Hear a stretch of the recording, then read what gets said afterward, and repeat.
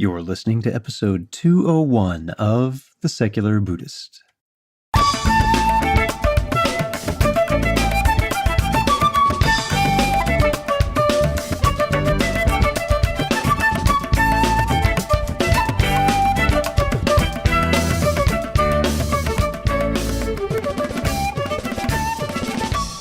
Welcome to The Secular Buddhist. I'm Ted Meissner. The Secular Buddhist is the official podcast of the Secular Buddhist Association, a grassroots-driven effort to answer the needs of secular teaching and practice for contemporary society. The podcast has interviews and roundtable discussions pertaining to engaged Buddhist training and practice, and the SBA website has show notes for each episode along with resource materials. Though the podcast focuses on core practice from a secular viewpoint, more traditional teachings are welcome and openly discussed. Linda Blanchard joins us to speak about her book, Dependent Arising in Context.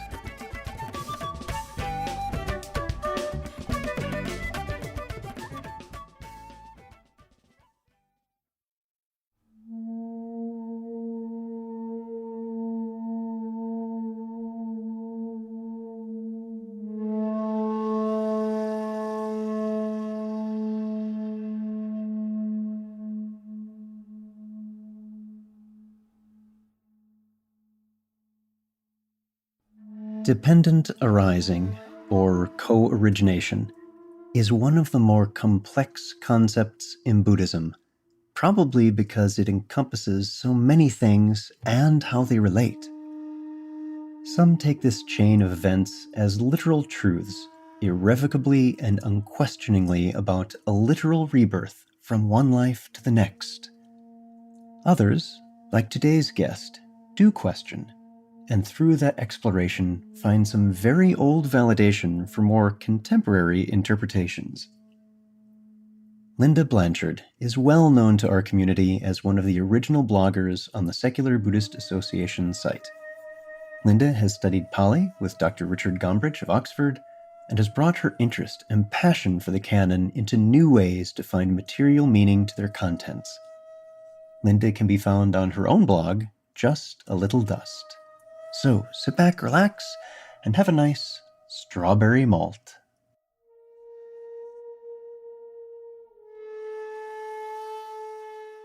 And our guest today, returning to the podcast, is Linda Blanchard. Linda, thanks for coming back. I'm glad to be here. Thanks. So today we're going to be speaking about your book, Dependent Arising in Context. And why don't you start by just telling us a little bit about how this book even came to be before we get into what it's about. Okay, well, it's kind of a long and twisted tale, but my interest in Buddhism started back in the 80s, and it took me a long time to actually understand what Buddhism was about. You could think that I'm maybe a slow learner, but I tend to blame it on the fact that a lot of the books that were available when I was first interested in it were difficult reads and not particularly clear, weren't written by people who were good at explaining what the Buddha taught to an American audience. And so when I finally started to understand what it was about, I got this bug to write my own book that made it simpler. Not that there weren't by then plenty of other books that were doing the same thing, because by this time we're talking about the new millennium, 2005, 2006, that sort of thing. There were a lot of good books out there. But one other aspect of writing a book for a general audience would be that it would give me a chance to work through the suttas and actually try to tie what my understanding to what I saw in the text. So I'm trying to keep myself on track by looking in the suttas. And so I did some research, and I, did the Four Noble Truths, and that's easy enough, and Eightfold Path, that's easy enough, and got into the 3 marks of existence, which was pretty clear. But when I hit dependent arising, it didn't make a whole lot of sense to me in the suttas, and nothing I read by anybody was any great help to me in actually understanding how all the classic 12 links fit together.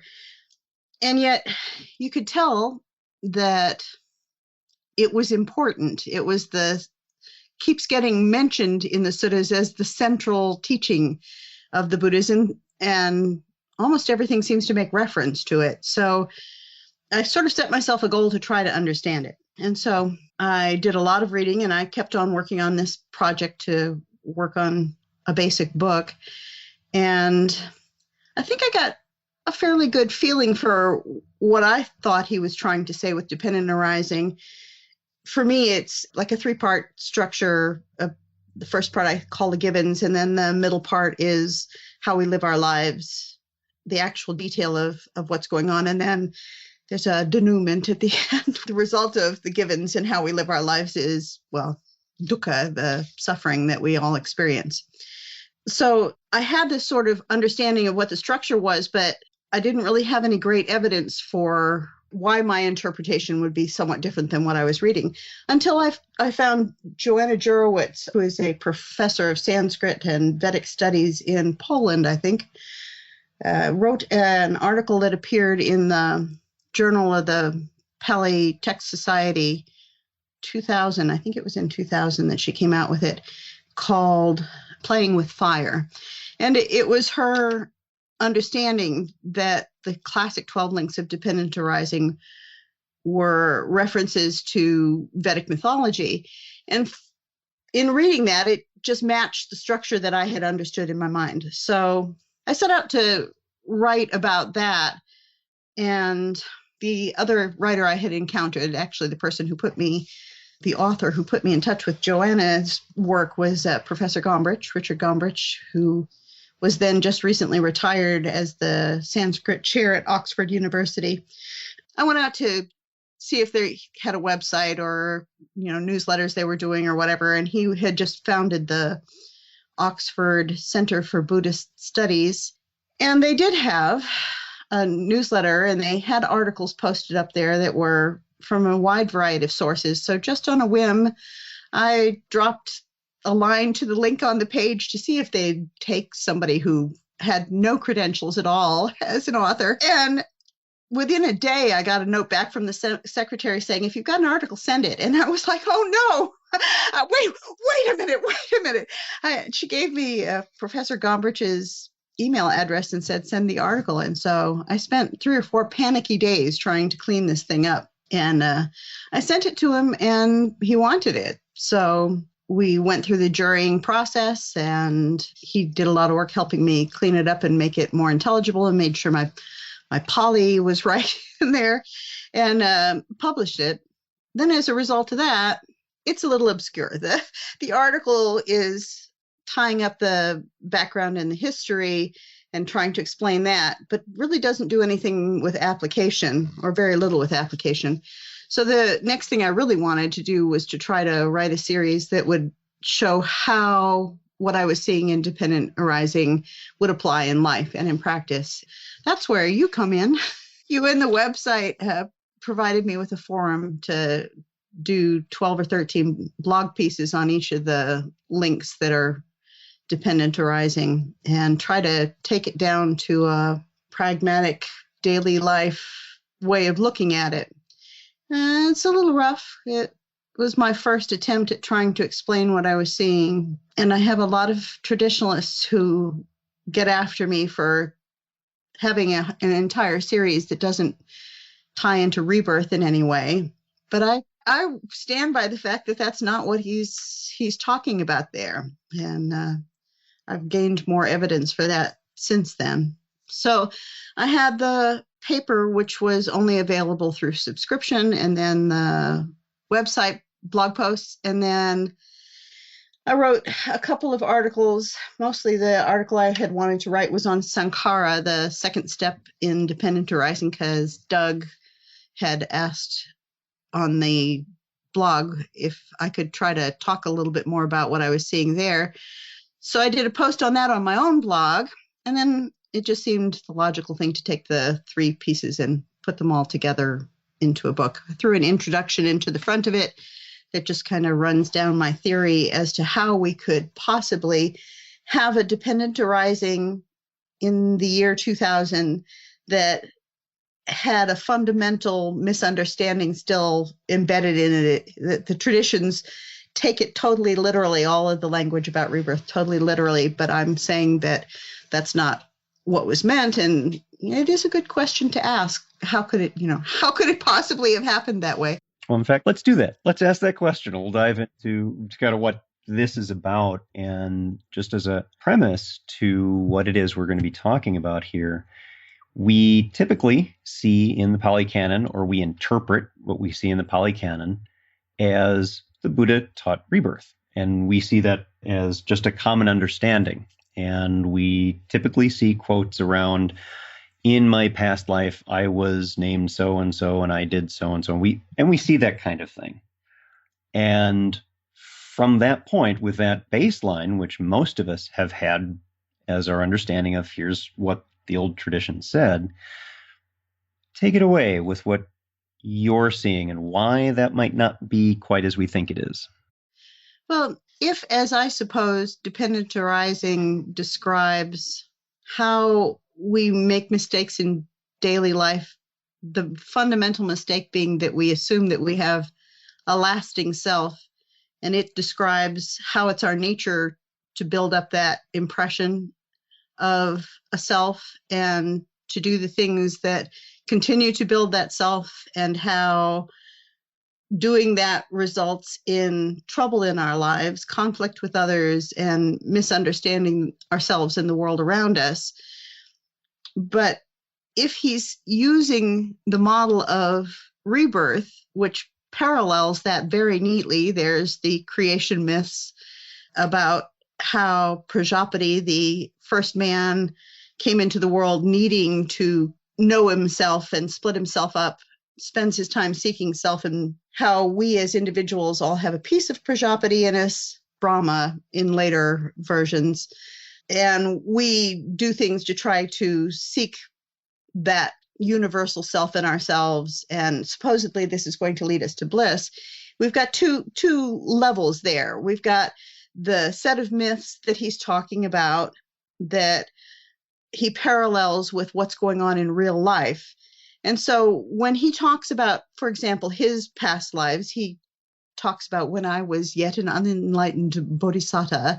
He talks about he had two disciples who were his primary disciples, and he talks about, having been a prince who came from the backwoods and became a great guru, and all of the steps up to his enlightenment, but not quite there. And they are exactly parallel what we know of his life. So all of his past lives, when he talks about his past lives, are really just a description of his life. So what I maintain is that he's trying to tell us that he has had past existences he's quite familiar with, but they were all in this life, really. They were all the same life. It's just that we build up a sense of self, and then something happens. We have a little crash. We talk about how we are no longer the person we used to be. We're now somebody new because, the heart attack is probably your classic one that makes people stop and think about their lives and reassess, and they pick up the pieces and become a different person. I'm pretty sure that's what he's actually describing. There are also suttas in which, there's one in particular, he's asked why it is he tells the loved ones of somebody who's recently died where they went, which heaven they went to, and whether they're going to come back or whether they're going to reach enlightenment in their next life. And he actually says, I'm not doing it to try to impress anybody, and I'm not trying to fake anything. I'm doing it to provide comfort and inspiration to people. And I think it's interesting that that's actually there in the sutta, is sort of implying that he recognizes that he's telling a little tale here, and that whoever he's speaking to, I think it's Anuruddha, knows that he's telling a little tale, that he doesn't really mean, I don't think he really means that he actually can see what heavens people go to. But he's built this big and beautiful structure that makes reference to rebirth, but it isn't actually about rebirth. It's actually about the lesson he's trying to teach. So tell us a bit more about this shift from a literal interpretation of died and poofed into another body. There was this, classic view of rebirth as opposed to metaphor. And of course, many of us secular folks do think of dependent arising. We kind of see ourselves as reinterpreting it to mean moment by moment, this lifetime kind of things, that we do reify these ideas and these concepts of self that arise and pass. And we can look at it moment by moment. We can look at it within the course of one lifetime. But you're suggesting that no, actually, the suttas themselves, it's not that big a shift. There's actually some contextual basis to support it. And in order to get that, you really need to understand the background environment in which Gautama found himself. Tell us a little bit more about that. For me, my current enthusiasm is another of Joanna Jorowitz's works. She has a book that she came out with a couple of years ago called Fire and Cognition in the Rig Veda. And the thing is that what she's describing there, she's talking about the Rig Veda, which was probably about 1,000 years before the Buddha was around. And for me, the context she provides there for how gurus, rishis, the poet philosophers who wrote the Rig Veda spoke, I can see how that would apply to what I'm seeing in dependent arising. And so she's talking about a new field of philology called cognitive linguistics, but the basic idea is that these ancient poets used everyday examples of that any person they who would hear their words would be able to understand. For example, the earliest parts talk about expansion, moving from the west to the east. As we know, supposedly the Aryan people came from the west and over the mountains of the Punjab and down into the Ganges plain. And by the time the Buddha is around, Brahmins have settled in the area that the Buddha lived in. And so the idea of moving forward and taking over territory is one of the metaphors that they use, and warfare is, and capturing cattle is, and light and darkness is a metaphor they use, and procreation, desire, sex, birth. They use all of these, the language of all of these, to try to describe something that's so obscure that it's not really possible in normal language to describe what they're trying to describe. And for them, it's the cosmology. How did the world come into existence? How do we fit into the world? You know, how are we a piece of the world? How are we significant to the world? And they don't really have daily language for this, so they use a sort of poetry that draws on common everyday experiences to try to build parallels in your mind that will make it clearer what they're saying. And sometimes they use several of them in one set of phrases. And to us, it has been pretty obscure, but I think Joanna's work really makes it quite clear what they're doing. So what I see is that some 1,000 years later, the Buddha is trying to describe something that is fairly obscure, the way we tend to build up that sense of self and the way it gets us in trouble. And everything in our instinct goes against us trying, actually understanding what he's saying. Part of what he's describing is our natural tendency to not want to hear what he's saying. So what he does is he basically uses the same process. But by now, the things that the rishis described that were very obscure have become common knowledge to people. It's 1,000 years later. They were the ones who introduced the ideas of karma and rebirth and the moral systems and that sort of thing. And now it's part of the common conversation, and it's actually understood by a broad swath of the population as fact, paralleling the way society is in our time. It's like we have one God and death and then heaven or hell afterwards. And there are 1,000 varieties of how you can approach those. The details are all different. And there are people who don't believe in any of that. So back in his time, it was the same basic thing. There was the basic understanding of how the universe came to be, how we come to be, how we should live our lives, and what happens afterwards.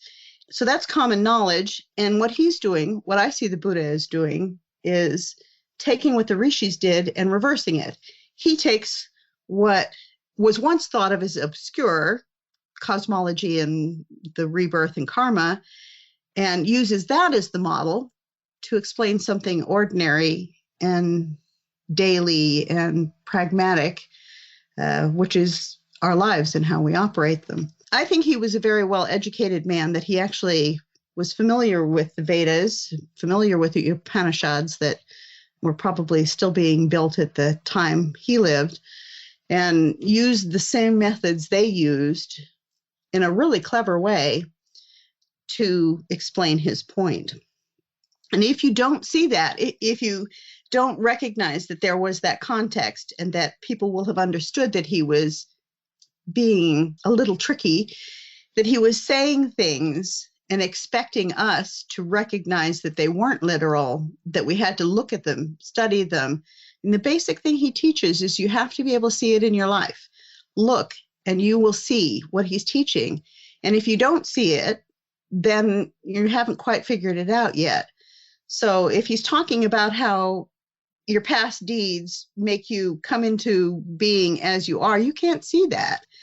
And you should be able to ask yourself that question, okay, is he really talking about past lives, past actions in past lives and how they affect now my life as I'm born, what clan I'm born into, what class I'm born into, whether I will be healthy, whether I will be disabled at birth, or is he talking about something else? And practice should show you that the only thing you can see is something else, the daily life. So, did that make sense? It does. That makes wonderful sense. I'm picturing something we take as commonplace that we know is not a literal truth. That's part of our embedded culture, the Easter Bunny.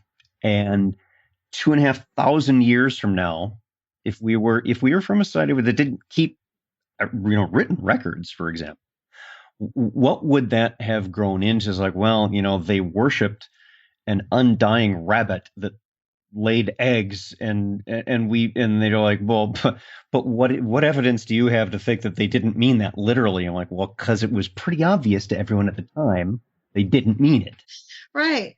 And yet, to be fair, I have to admit that there's also evidence in the suttas that people were taking him literally, but that's just human nature. You can see him getting a little bit exasperated with people in the suttas where they're talking about consciousness going from one life to the next. And he says, when did I ever teach that? Oh, you foolish monk. Yes. And, so we have plenty of little clues inside the suttas that do point to the fact that he wasn't being literal. It's just that in my understanding of how things got to be where they are, the Pali Canon, which is our oldest, as far as most scholars will agree that it's the oldest works we have of his, were passed on by a particular school that did believe that what he was talking about was literal rebirth. And there's going to be, if he ever had said, and I don't know why he would, but if he had ever said, I'm not being literal, that wouldn't get passed on, because the people who are in charge of passing on his words would look at that and go, well, that's a fake, The Easter Bunnyists would have edited that right out if he said, there is no Easter Bunny, by the way. I'm just making a metaphor here. So, Linda, let me shift on this a little bit. There are two people I wanted to ask you about that also have played a part in this in the book. First is Richard Gombrich, and you had the great privilege and honor of spending some time with him at a class in Pali here in the States. Would you tell us just a little bit about that for a few minutes? Sure. It was the first time he actually taught that class in the United States. He teaches it every summer. It's a Pali intensive learning summer school that he teaches once a year. And anybody with a serious interest is welcome to sign up and go over there. But the Mangalam Center for Buddhist Languages out of Berkeley, California, decided to host him in January of last year, and that was the first time he came over. We had a class of, I think it was 14 people, some from Australia. We had one fella from Japan, 13 days, and it was intensive. It was a lot of fun. Richard is an amazing character himself. He's led a very, very interesting life and has lots of great stories to tell and has prolific knowledge of Pali. I mean, he was the Sanskrit chair at Oxford because they didn't have a Pali or a Buddhist chair at Oxford. But, he knows his stuff. Nice work if you can get it. Sanskrit chair at Oxford. Yeah, it's all right. I would like to see him do more of his own research and write more than he is. But he's working hard to try to get more people interested in learning Pali. And I would like to suggest that anybody with an interest in the old Buddhist texts dig in, because it's all available on the internet, where you can get all of the Pali texts and a system that helps you poke into it and figure out what the words mean. It's all out there. Actually, but we'll skip to that in a second. I wanted to make sure I cover the other person I wanted to ask you a little bit about. Is in the book, which I have in hand now, and I've seen some of these before, is your artist for the book. Tell me about your artist. That's my sister, Annie. She has had artistic talent all of her life, and I've been privy to it. So when I was looking for somebody to illustrate the blog posts, color them up a little bit, she was the natural person to ask. And it was a wonderful experience. It really was. She paid great attention to what I was writing. She had dabbled in Buddhism herself over the years, but not really gotten very interested in it. But it was a wonderful experience, largely because she had to really dig in and try to understand what I was saying in those blog posts so that she could do the art for it to match. And as a result, she's been to at least 2 meditation retreats since then. She really liked what the Buddha was saying. So she's brought it into her life, which I didn't mean to make a convert out of her. But I wanted to mention on that, my favorite of the series of illustrations that you did, and they're all available on the website. You actually chose that one for the cover for the book, and it's the illustration for Contact. And it's a beautiful piece, and I thought that was just an excellent choice to choose for the cover. For me, it ties with of the guy in the wine cup, because you really can't tell whether he's enjoying what's happening or he's suffering from it. So it's a beautiful illustration of the pleasant and the unpleasant, as far as I'm concerned. Craving for. Now let's skip. You had mentioned this is a tool that I know you have made great use of that helps with the Pali. Tell folks who are interested a little bit more about that. The digital Pali reader, Noah Utadamo, the Bhikkhu Utadamo, who I believe is in Australia, living in a cave most of the time, created this tool that gives you access to all of the Pali texts, and as many translations as he can find can also link to it. So you can, what I like to do is I love the wisdom publication books because they have the Pali Text Society page numbers embedded in them. And so does the Pali inside of this program. And so you can be reading wisdom publications and think, I wonder what was really meant there. I wonder what words they really use there, and if they relate to anything else. And you can go find that in Pali, and you can click on the words that interest you, and it will actually provide you dictionary, not just one, but a couple of different dictionary definitions of those words, a lot of times with the derivations, the words and the roots they came from. And so you can actually slowly but surely learn the Pali just by poking around in this program. And there really is no better way to understand the Buddha's words than to actually go look at the original language, which is really, it's quite stunning, the way all of the words link up. And he puns also. I mean, he puns constantly in Pali. So, and you can't get that out of the English translations, really. So yeah, it's a terrific tool. And for folks who are listening to the podcast, there are 2 websites that I'll be linking to on the episode page for this episode. One is Linda's own website, justalittledust.com/blog is the place to go to get right to that. And the second one is the site for the digital Pali reader, which is pali.sirimangalo.org. Our guest today has been Linda Blanchard. Linda, thanks for being here. Thanks for having me. It's been fun.